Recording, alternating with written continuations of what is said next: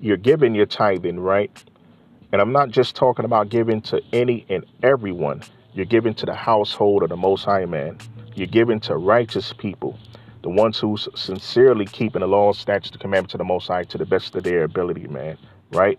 You're not just giving to any and everyone, as they do in philanthropy, man. Right? This is concerning tithing, charity, and laws, man. Right? So this is the reason why they're trying to substitute the words charity, alms, and tithing with philanthropy, man, right? Because when you're giving in the name of philanthropy, you're giving to any and everybody, no matter who they are, right? You don't even know who you're giving to. You could be giving to a bunch of sinners. You could be giving to a bunch of murderers, man, pedophiles, right? That's what philanthropy is all about, right? And then you're giving it on a set schedule, right? You can have some examples of philanthropy, which is turkey drives for so-called Thanksgiving or Thanksgiving, right? Toy drives for so-called Xmas, right? In which they call Christmas, which have nothing to do with Christ whatsoever, right? So this is what philanthropy is, man. It's a false tithing. You're giving to everyone. But according to the biblical scripture, it says to give to the household of the Most High, man, the people of faith, man, the ones who sincerely seeking the Most High and keeping the law, statutes, and commandments, right? So when you're giving your alms, charity, and tithing, this is the righteousness, man, right? Not philanthropy, because you're not giving according to righteousness when you're doing philanthropy, man, right? And this is what keep our people in sin. Okay, this is what keep our people celebrating wicked so-called holidays as Thanksgiving and Christmas and so-called New Year's, right? Easter. Okay, so this is the reason why this society pushes our people who's able to do so to celebrate these wicked holidays by doing turkey drives, toy drives, right? Giving out coats in the depth of winter, calling it New Year's. Okay, saying that Easter is the birth of Christ, man, right? That's your acts of so-called philanthropy, man. But it says this right here. For if there had been given a law which could have given life, verily righteousness should have what been by the law. Okay. Verse 22. But the scripture have concluded all under sin, that the promises by the faith of Hamashiach might be given to them that believe, okay, believe in Hamashiach and keeping the law, statutes, commandments of the Most High. Verse 23. But before the faith came, we were kept under the law, shut up onto faith, which should afterwards be revealed. Okay, so this is the reason why we was keeping the law, because we came out of a 430-year captivity in Egypt and we picked up on all of their customs. So we had to be retaught again. Was our schoolmaster. This was our purging process, man, right? Verse 24. Wherefore the law was our what? Our schoolmaster to bring us on to Hamashiach, that we might be justified by faith. Okay, so that's how you obtain the faith in Hamashiach, through keeping the schoolmaster, which is the laws, statutes, and commandments, in which our pastors, so-called pastors of our people, are not teaching their congregation, man, right? That's the reason why they say that we're in for everlasting grace. We don't have to keep the laws anymore. They're done away with. That's the reason why they're eating pork, right? Verse 26. For ye are all children of the Most High power by faith in Hamashiach. Verse 27. For as many of you have been baptized onto Hamashiach, have put on Hamashiach, which is through the Spirit, right? Verse 28. There is neither Jew nor Greek. There is neither bond or free. There is neither male or female, for ye are all one in Hamashiach. Verse 29. And if ye be Christ, then ye are Abraham's seed, and heirs according to the promise. Okay. And this is referring to the nation of Israel, of course, right? So those Gentiles that's being referred to here is the northern kingdom Israelites, because they went into sin before the southern kingdom, and they became as Gentiles because they started keeping the original Gentiles' customs, right? So that's the reason why this doctrine is being taught today to our people, man, right? Let's go to the book of Romans, chapter 9.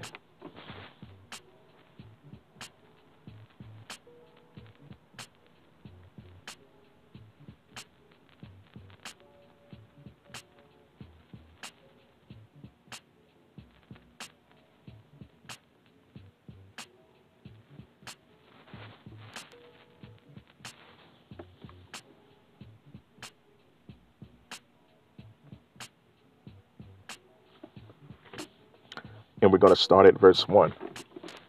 And it read, I say the truth in Hamashiach, I lie not. My conscience also bear me witness in the Holy Spirit. Verse 2. That I have give great heaviness and continual sorrow in my heart. Verse 3. For I could wish that myself were accursed from the Christ for my brethren, my kinsmen, according to the flesh. Verse 4. Who are who? Israelites. Okay, just like I was saying before, referring to the book of Galatians, chapter 3. Those Gentiles were known as the Israelites, okay, which is the northern kingdom. And then according to the biblical scripture in the the so-called Old Testament, the southern kingdom is known as the kingdom of Judah. All right, so you had the southern kingdom, which was Judah, and then you had the northern kingdom, which is the Israelites. All right. Verse 4 in continuation, to whom what pertaineth the adoption and the glory and the covenants and the giving of the what? The law. All right. To you so-called Negroes, Hispanics, Native Americans, and Seminole Indians of Negroid descent. All right. You've been given that dietary law to keep, man. And you're supposed to keep it, right? And the service of the Most High power and the what? So as it says here, and the service of the Most High power, which is God and the promises. This means that we supposed to be serving the Most High. We supposed to be keeping the laws, statutes, and commandments, right?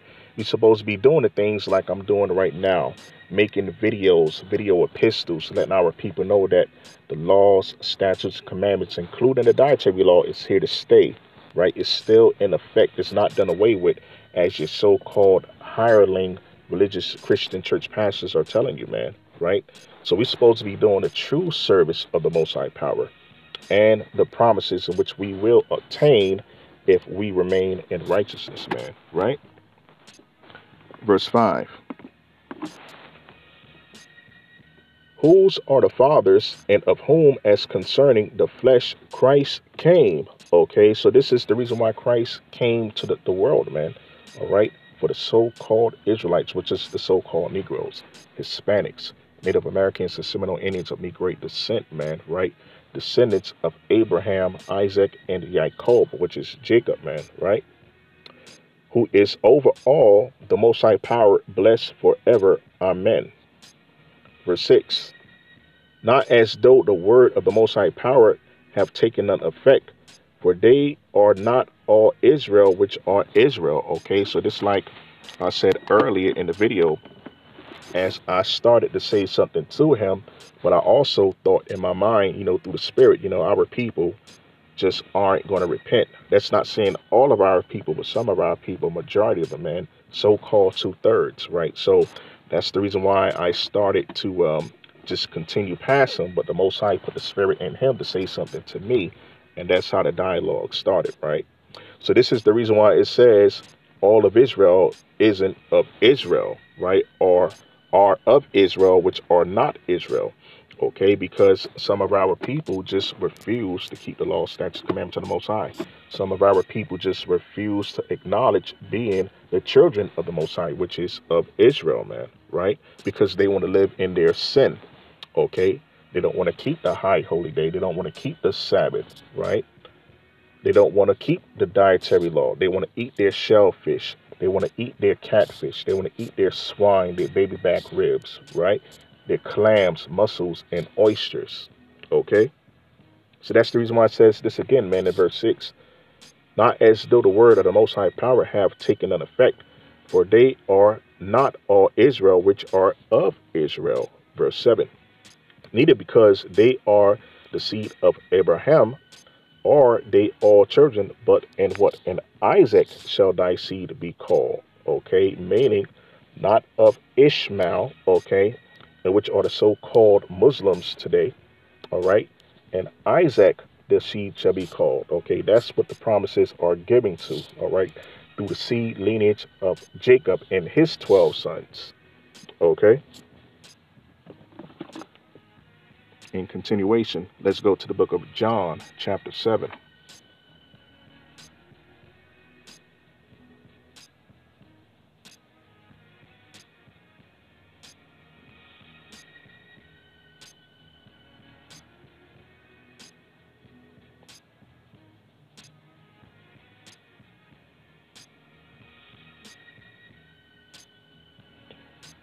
And we're going to jump down to verse 49.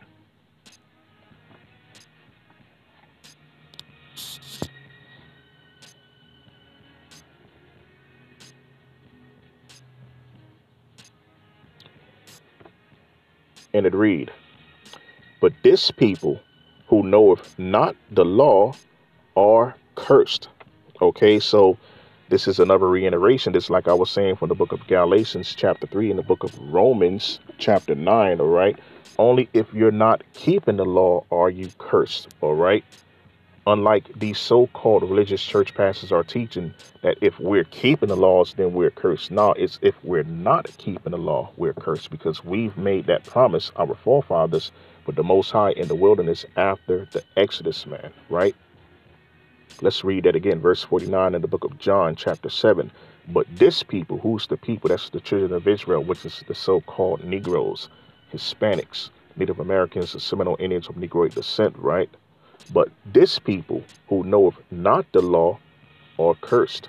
All right. In continuation, let's go to the book of Deuteronomy, chapter 30.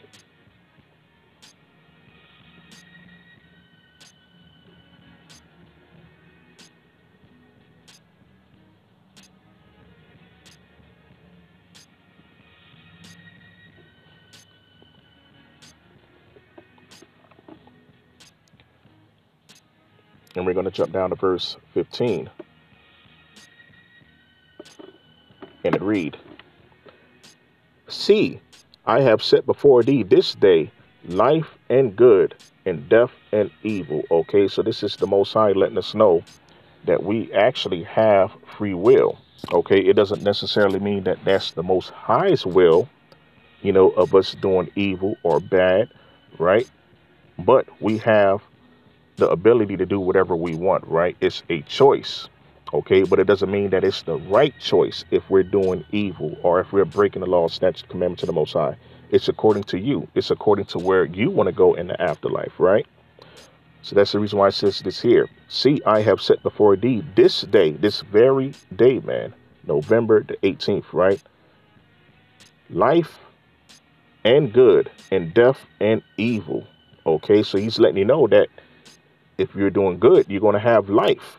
Okay, if you're living evil, then you're going to have death. Okay, spiritual death and physical death, right? Verse 16. And that I command thee this day to love the Most High thy power, to walk in his ways, and to keep what his commandments and his statutes and his judgments, that thou mayest live and multiply. And the Most High thy power shall bless thee in the land whither thou goest to possess it. Verse 17. But if thine heart, which is your mind, right, according to the etymology of the definition of the word, right, turn away, so that thou wilt not hear, but shall be drawn away and worship other gods and serve them. Okay, who's those other gods? So-called Caesarea Borgia, the image of the beast himself, right? The ones that's telling you that the laws are done away with. We're in for everlasting grace. We don't have to keep the dietary law no more, right? Verse 18, I denounce unto you this day that ye shall surely perish, and that ye shall not prolong your days upon the land whither thou passest over Jordan to go to possess it. Verse 19, I call heaven and earth to record this day, okay, this very day against you, that I have set before you what? Life and death, blessings and curses, okay? So this is what this is referring to. This, as it says in the book of John, chapter 7, those who know not the law or do not the law are cursed. Okay, if you don't know the law, then obviously you're not doing the law. All right. So this is why the Most High says this right here, man. Verse 19 again.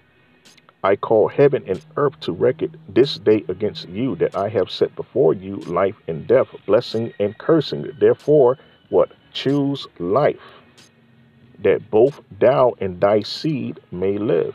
All right. Verse 20. That thou mayest love the Lord thy God, which is the Most High your power, and that thou mayest obey his voice. Okay, how do you obey the Most High's voice? By keeping his laws, statutes, and commandments, right? And thou mayest cleave unto him. You're supposed to cleave onto the Most High, man, the God of the Bible, the God of your forefathers, man. Not Allah, not Buddha, not Santa Marita, not Shiva Madhava in Krishna, in Hinduism, in Buddhism, okay? For he is thy life and the length of thy days, that thou mayest dwell in the land which the Most High thy power swear unto thy fathers, which is your forefathers, okay? And it's to let you know who they are, which is to Abraham, to Isaac, and to who? To Jacob, which is Jacob, the father of the 12 tribes, right? To give them. Okay, so the Most High is precise on who he's talking about, man, right? Let's go to the book of 2 Timothy, chapter 2.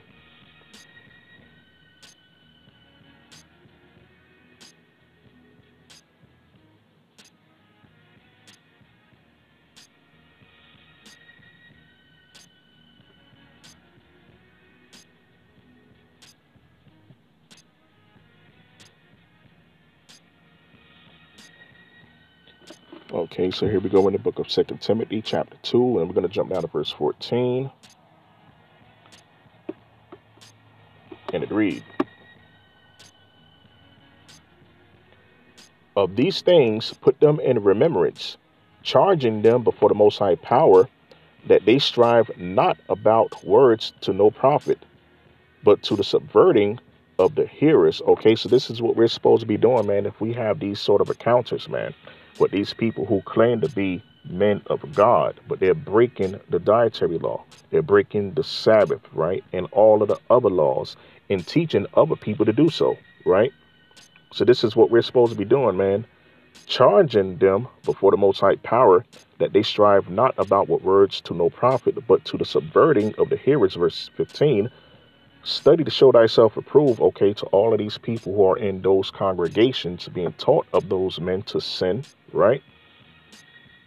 On to the Most High power, a workman that needeth not to be ashamed, rightly dividing the word of truth, okay? What's the word of truth? Leviticus 11, Deuteronomy 14, in which I told that so-called pastor, right? Verse 16, but shun profane and vain babblings, for they will increase unto more ungodliness, right? And all thanks and praise due to the Most High didn't go that way. Just like I said earlier before, it was just a dialogue that I had in the local supermarket with them. You know what I mean? But it just goes to show that a lot of these so-called religious pastors don't believe in keeping laws of the Most High. They're hirelings, man. They're just there for hire, just to collect that collection plate, and that's it, right? Let's go to the book of John, chapter 8.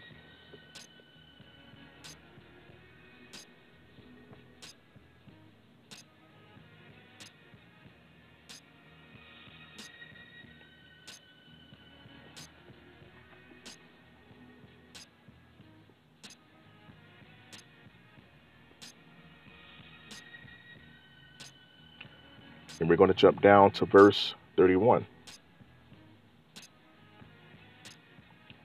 And it read, then said Hamashiach to those who, Jews, okay, which is short for Judah, right, which believe on him, if ye continue in my word, then are ye my disciples indeed, which is my followers, right? Verse 32, and ye shall know the truth, and the truth shall make you free, right? Not set you free, as it says in the NIV and the ESV and the ASV and all of the other false versions, right? It says right here, shall make you free, right? Let's go down to verse 34. Hamashiach answered them, verily, verily, I say unto you, whosoever committeth what sin is the servant of sin. Okay, what is sin? The transgression of the Most High's laws, statutes, and commandments. Okay, breaking the dietary law, breaking all of the other laws, right? Not keeping the high holy days, not keeping the seventh day Sabbath, right? So you're a servant of sin, right? That so-called pastor is a servant of sin. He chose to eat swine, right? Although he already knew of Deuteronomy 14 and Leviticus 11, man. right? So he's a servant of sin, man, right? But our people are being taught by people like this right here. In continuation, let's go to Leviticus 11.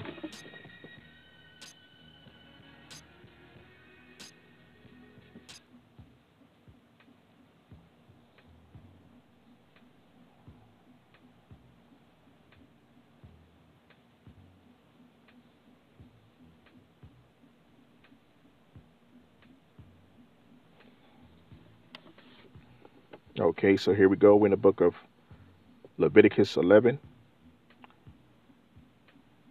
and we're going to start at verse 1, and it reads,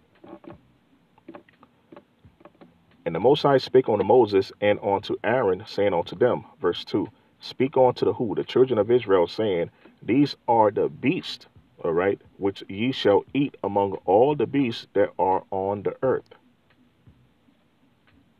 Verse 3, Whatsoever part of the hoof and is cloven footed, and cheweth not the cud, or cheweth the cud, Salakia, among the beasts, that shall ye eat. Okay, so the Most High is letting you know here that He given you the authority, right, to eat meat, right, which is flesh, right. There's a few brothers and sisters of the faith. They beg to differ. Okay, they say that we're supposed to be vegans, right? But also in the book of Genesis, it says that Abraham have eaten meat, right? So right here, it says right here that right in the Levitical law, man, we have the authority to eat meat, right? And then on top of that, how are you going to keep the Passover? How are you going to keep all of the rest of the high holy days? And when we're supposed to be having meat, how are you supposed to be keeping the new moon? Okay, you're supposed to give your sacrifice to the Most High. Now it's not a blood sacrifice, but it's a peace offering. Okay, it's a burnt offering, all right, which is your lamb. Okay, you're supposed to be having that every new moon. Now the Most High understands our situation. He understands that most of us might not be able to do that in this captivity because the prices of lamb is very high. You know what I mean? But if you're able to do that, then you should be doing it, man, because this is a law and a statute given to the nation of Israel, man, throughout our generations, right? So as it says here, verse 3 again from the top, Whatsoever part of the hoof and is cloven footed, and cheweth the cud among the beasts, that shall ye eat. Verse 4, Nevertheless, these shall ye not eat of them that cheweth the cud, or of them that divideth the hoof, and the camel, because it cheweth the cud, but divideth not the hoof, it is unclean unto you. Okay, so you're not supposed to be eating camel. Now, unfortunately for the nation of Islam, they're permitted to eat camel, if they're in dire needs, if they're desperate, okay, and there's nothing else around to eat. And they're also permitted to eat pork too, if they're in that type of situation, right? So that just goes to show that the people of Islam is not really fully keeping the Abrahamic laws, man. Right? Now, that's not to say that the people of Islam are bad people, because I know a lot of good Muslims, man. Right? As a matter of fact, preferably, I would say, Muslims are more peaceful to hang around than these so-called Christians today. Right? Because these so-called Christians today are not about righteousness, man. Right?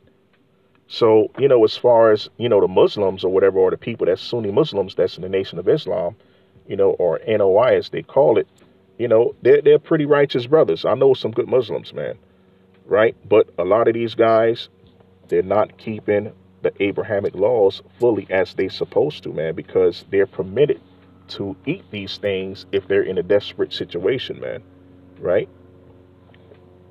But as it says right here, because he cheweth the cud, but divideth not the hoof, he is unclean unto you. Verse 5. And the coney, because he cheweth the cud, but divideth not the hoof, he is unclean unto you. Verse 6. And the hare, okay, which is another word for rabbit or bunny, because he cheweth the cud, but divideth not the hoof, he is unclean unto you. Okay, so you're not supposed to be having rabbit stew, man, right?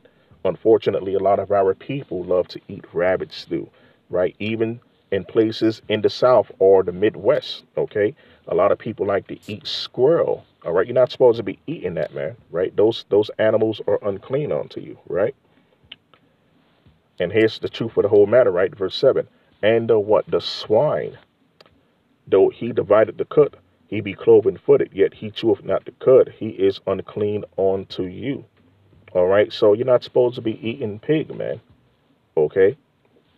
So as it says right here, yet he cheweth the cud, he is unclean unto you, and he divideth not the hoof, meaning that they don't have, sophisticated digestive systems, right? Unlike the cow, okay, unlike the lamb, unlike the goat, right? The cow have, if I'm not mistaken, I think it's 2 or 3 stomachs, so they have a very sophisticated digestive system, okay, so they can break foods down properly that they eat.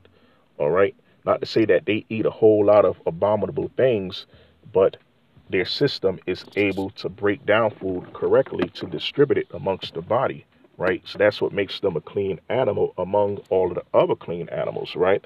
But unlike the pig, which is the swine, right? They don't have a sophisticated digestive system. Also, they don't have sweat glands. So a lot of those germs remain in the body. So we're not supposed to be eating swine, man. Even if it's farm raised, right? A lot of people like to say, oh, the pig is okay now because it's farm raised, but that's not true because they still have that same nature. So even if they're in farms, they're still given certain things, man. Like if some of the animals dies on that same farm, where do you think those animals are going to go? They're going to give it straight to the pigs that's being raised in those farms, man. Right? So just because they say it's raised in farms doesn't mean that it still doesn't have the same nature that the Most High created it to have, man. Okay? Verse 7 again from the top. And the swine, though he divideth the hoof and be cloven footed, yet he cheweth not the cud. He is unclean unto you, man. Right? Verse 8. Of their flesh ye shall not eat, and their carcasses ye shall not what? Touch. They are unclean unto you, right? So unfortunately for this so-called pastor that I ran into in the supermarket, he was touching the pork. Now, although it was in the package, but sometimes, that fluid gets out from the package and it falls onto your hand, man.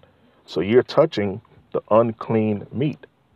And it's not because it's just an unclean beast that we should eat. Also, it's wicked. It invites evil spirits onto you, right? Now, some people may say, oh, because you just heard that in the gospel, that Christ cast the evil spirits into the pigs. That's the reason why they say, oh, pigs give you an unclean spirit. That's not only because of that. It's because they're unclean in general. That's the way the Most High made them. So if you eat anything unclean, you're going to naturally invite an unclean spirit, right? So it doesn't have to be the pig. It could be the clam. It could be the lobster. It could be the crab, right? It could be the mussels. Okay. It could be your rabbit stew that some of our people like to eat, right? You got some people out here eating possum too, right? All of those things is unclean. You're not supposed to be eating those things, man. So it's naturally going to give you an unclean spirit, man. Your lobsters, your crabs, right? Your shrimp, your calamari salad, right? So all of these things is going to give you an unclean spirit, man.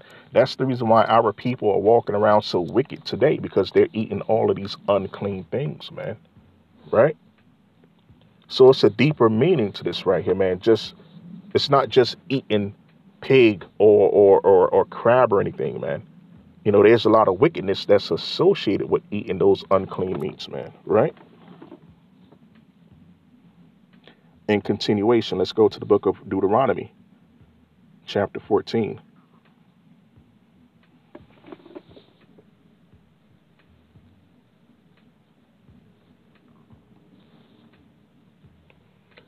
And once again, this is your brother Yahweh Yasharah for the Sea Souls of Israel, the rocks of offense, and also the ambassadors for righteousness, the restorers of paths, and the repairs of the breach, and the advocates for Christ.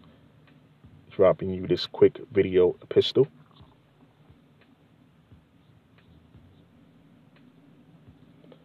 And once again, we're going to go to Deuteronomy chapter 14, which is another reiteration from the book of Leviticus chapter 11. And we're going to start at verse 2, and it reads, For thou art an holy people. Okay, who's that holy people? That's the children of Israel, man, which is the so-called Negroes, Hispanics, Native Americans, the Seminole Indians of Negroid descent, man, the descendants of Jacob. Okay, for thou art an holy people unto the Lord thy God, which is the Most High your power, and the Most High have what chosen thee to be a peculiar people unto himself, what above all the nations that are upon the earth, man. Okay, so don't let nobody deceive you, man. The Most High have chosen the children of Israel to be the best people above all people upon the face of the earth, man. Right? So you can't let nobody tell you, oh, we're all the same. The Most High love everybody equally, right? But this is what the Most High says again, man, verse 2 from the top. For thou art a what? A holy people, all right, set apart from everyone else, man, unto the Lord thy God, and the Lord have chosen thee, which is you, to be a what? A peculiar people, not eccentric, okay? Peculiar. There's a difference between being peculiar and eccentric, right? Unto himself above all the nations, okay? All of the other nations that are upon the earth, all right? Verse 3. Thou shalt not eat any abominable thing. Okay, so that's for the other nations, man. If they want to eat their swine, they want to eat their lobster, their crab, their shrimp or whatever, their calamari salad, they want to eat their octopus, whatever, their caviar, let them do that, right? But for us, which is the peculiar, set apart, holy people, we're not supposed to be doing that, man, right? In continuation, let's jump down to verse 7.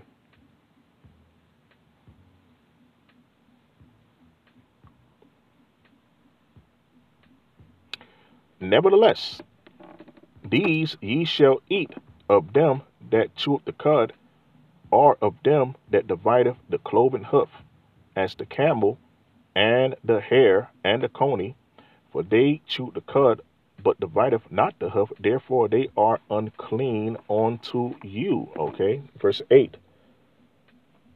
And the swine, because it divideth the hoof, yet cheweth not the cud, it is unclean unto you. Ye shall not eat of their flesh, nor touch their dead carcass. Verse 9. These ye shall eat of all that are in the waters, that have fins and scales shall ye eat. Okay, so only the fish that have fins and scales you shall eat, man. Not no lobster, not no crab, not no shrimp, not no clams or brine shrimp or anything like that, man. And you got to be careful because they have certain fish out there that have scales, but they have permanent scales. You got to go for the fish that have scales that's easy to remove, right? Those are the fish with scales you eat. And also, you can't eat the predatory fish, right? A lot of our people, especially from the Caribbean, they like to have that shark, right? You're not supposed to be eating that, man, right? Verse 10. Whatsoever have not fins and scales, ye may not eat. It is unclean unto you. All right. And then if you go down to let you know all of the things that you can't eat, right? So this is what this is, man. This is the book of Deuteronomy 14 and Leviticus 11. It lets you know what you can and cannot eat, right?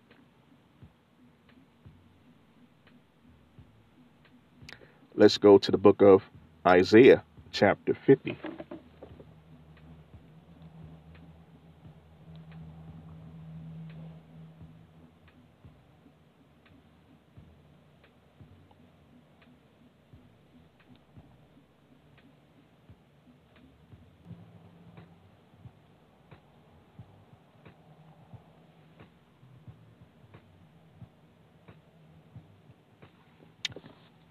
Okay, so here we go. We're in the book of Isaiah, chapter 50. And we're going to start at verse 1. And it read, Thus saith the Lord, which is the Most High, where is the bill of your mother's divorcement, whom I have put away? Or which of my creditors is it to whom I have sold you? Behold, your iniquities have ye sold yourselves, and your transgressions is your mother put away. Okay, so this is the Most High letting you know. Since when have I said my laws are done away with? Right? Let me know who I've told that to within the nation of Israel. Right? Where's your divorcement? Where is your oath broken away from me? Right? But he says this, for your iniquities have ye sold yourselves. Okay, so because of our sins, right, of the forefathers, man, and of your transgressions is your mother put away. All right, so this is the reason why we were put away out of the homeland, man, and we was put into captivity because of our sins and transgressions and iniquities against the Most High, man, right? But he didn't say that the laws are done away with. He just said that we was put in captivity because we weren't keeping the laws, right? Verse 2. Wherefore, when I came, was there no man? When I called, is my hand shortened at all, that it cannot redeem, meaning redeem you from this captivity, right? Or have I no power to deliver you from the enemy, the hand of your enemies and your oppressors, right? Before, at my rebuke, I dried up the sea. I make the rivers a wilderness. Their fish stinketh, because the fish decayeth, right? It died, because there is no water, and dieth for thirst. Verse 3. I clothe the heavens with blackness, and I make sackcloth their covering, okay, which is the clothing of shame. All right, so the Most High is letting us know right here in verse 1, he haven't done away with the laws, right? But unfortunately, our people just automatically think that the laws are done away with because of these false hireling so-called Christian pastors is teaching them, right? So in continuation, we're going to go to the book.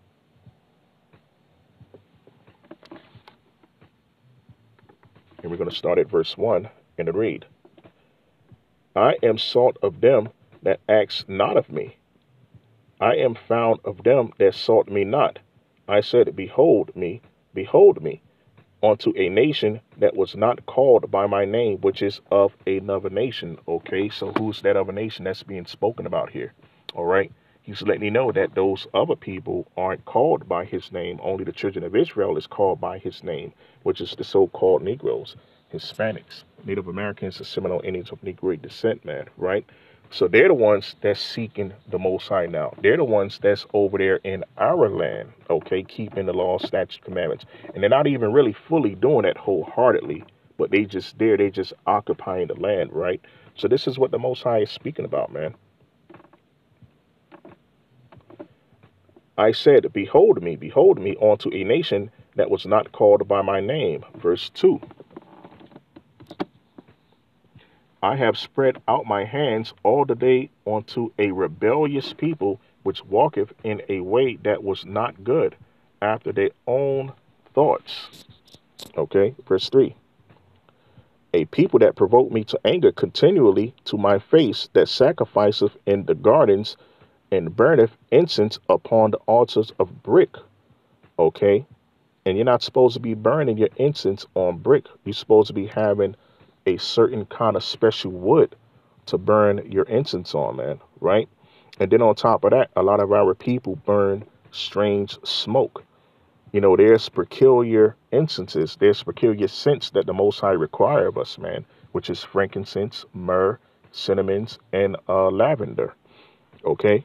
But a lot of our people like to burn all of these other scents, man, including marijuana smoke, man. That's a strange scent onto the Most High, man. You're not supposed to be burning that. You're not even supposed to be smoking that, man, right? The marijuana is for consumption, not for smoking, man. So when you burn that and when you smoke that, you're giving off a strange scent to the Most High, right? In continuation,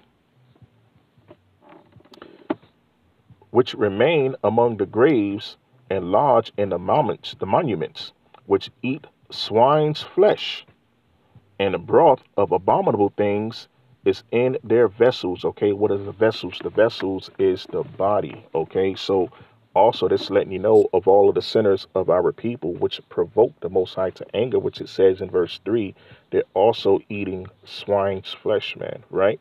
Verse 4 again from the top, which remaineth among the graves and lodge in the monuments, which eat swine flesh and the broth of abominable things, which is the soup, the water, the soup from the abominable flesh that they're eating, in their vessels, verse 5, which say, stand by thyself, come not near me, for I am holier than thou.